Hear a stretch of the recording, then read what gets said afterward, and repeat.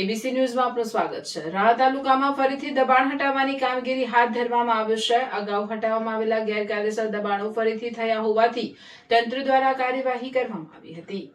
આ કામગીરીમાં તાલુકા ટીમ, વહીવટી તંત્ર, ગ્રામ પંચાયત, બોર્ડિંગ અને પોલીસ બંદોબસ્ત સાથે દબાણો હટાવવામાં આવ્યા। પોલીસ સુરક્ષા હેઠળ કાર્યવાહી હાથ ધરવામાં આવી। આ દબાણ હટાવ ઝુંબેશમાં ગામતળના દબાણો દૂર કરવામાં આવ્યા। ઉપરાંત એક રસ્તો જે વર્ષોથી બંધ હતું તેને પણ વહીવટી તંત્ર દ્વારા પોલીસ સુરક્ષા સાથે ખુલ્લો કરવામાં આવ્યો હતો। તંત્ર દ્વારા ભવિષ્યમાં આવા દબાણો ફરીથી ન થાય તે માટે કડક પગલાં લેવાની ચેતવણી પણ આપવામાં આવી હતી।